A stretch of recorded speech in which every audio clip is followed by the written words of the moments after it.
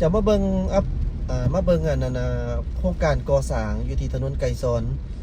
อยู่อยู่นี่นะสำหรับการก่อสร้างเนี่ยมันมีอยู่2อย่างที่ให้สังเกตเบิ่งเจ้าท่านผู้ชม1เส้นทางนี่ถนนนี่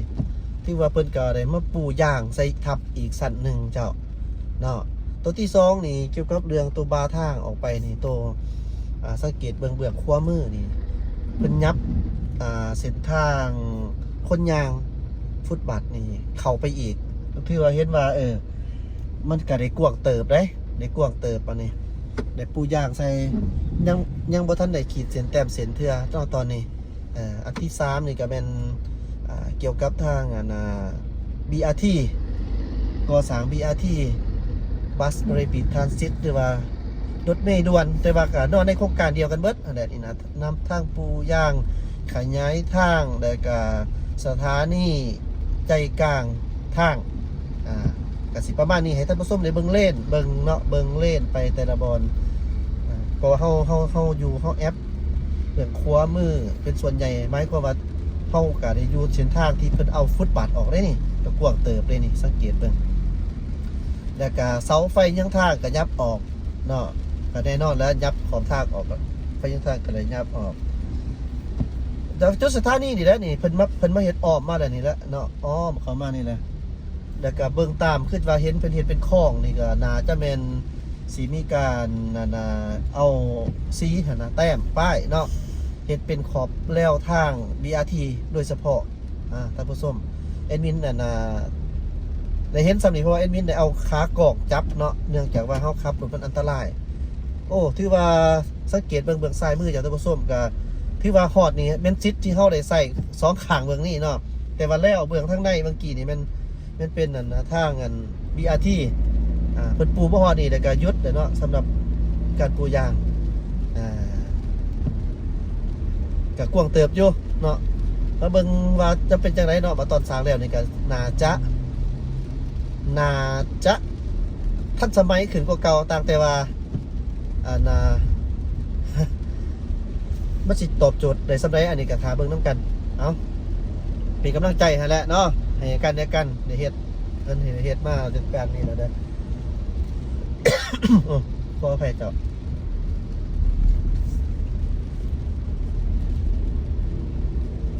นี่เมื่อวานนี่ก็เป็นสถานีเนาะ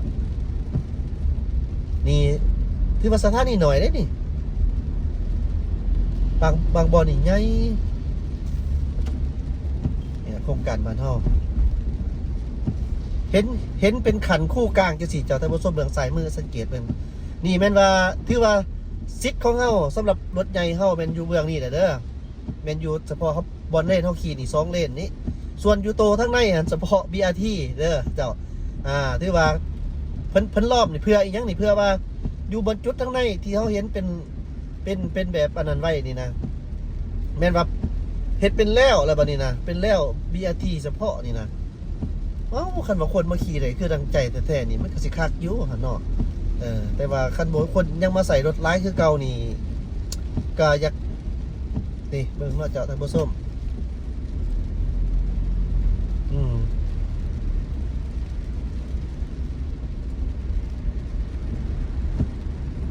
แอดมินพอจินตนาการออกแล้วนี่นะออกแต่รุ่นนี่แหละแล้วก็ดีตั้งแต่ว่านี่ชัดเจนขึ้นกว่าเก่าอีกรูปแบบชัดเจนขึ้นกว่าเก่า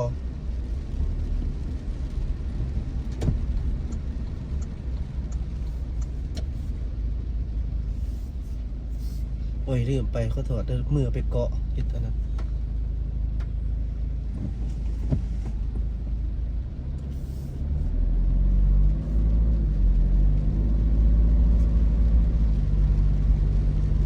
นี่เนาะโอเคเป็นแล้วแบบนี้แหละชัดเจนท่านผู้ชมแอดมินกับจะหน่อยกับเสด็จโจ๊ะแล้วเนาะรายการในท่านผู้ชมในอัปเดตเบื้องสดีกับสิประมาณเดียวกันเบิดนี่แหละเจ้าประมาณเดียวกันเด้อแอดมินขออนุญาตสิไรโอ้ยรถเขาออกอยู่นะว่าท่านหอมเบิ่งอีกหน่อยนึงเขาหอมตัวนี้พิซซ่าเบื้องซ้ายมือเฮาที่ว่าบางบอนเพิ่นเอาเพิ่นปูให้มันเสมอกับเบื้องนี้อะไรก็จังสีแบบว่า อันน่ะแต้มเส้นอันน่ะเจ้าท่านผู้ชมโอ้ฝนตกหลายรถก็หลายแท้ๆเดี๋ยวแอดมินขออนุญาต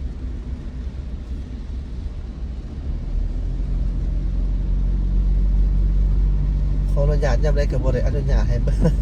ต้องขออภัยด้วยเจ้าโอ้บ่กายทางเขาเลยเด้นี่นะอ่า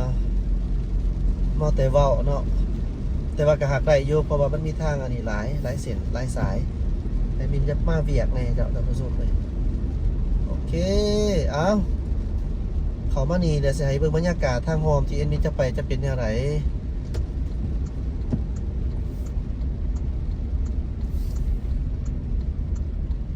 นี่เนาะมีแต่สถานี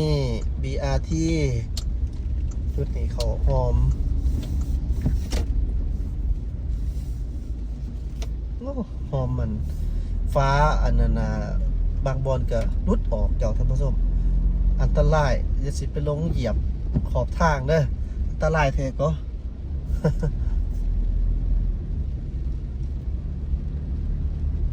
เดี๋ยวนี้ก็ส่วนใหญ่เส้นทางแถวนี่ก็แม่นปูคอนกรีตเบิดแล้วล่ะเจ้าปูคอนกรีตถือว่าก็สะดวกสบายหลายเติบไปแล้ว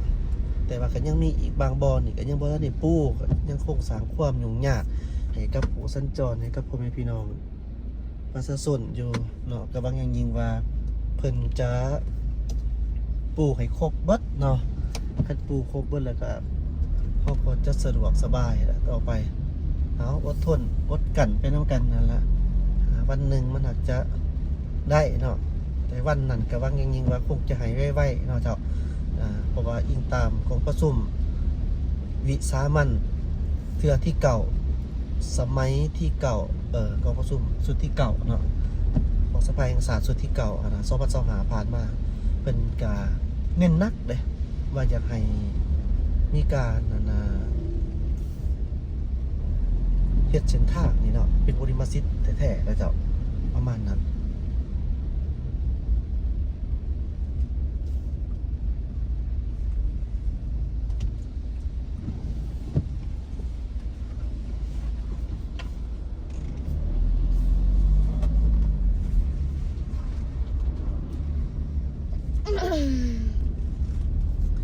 สังเกตเบิ่งเฮือดเนาะเจ้าเพิ่น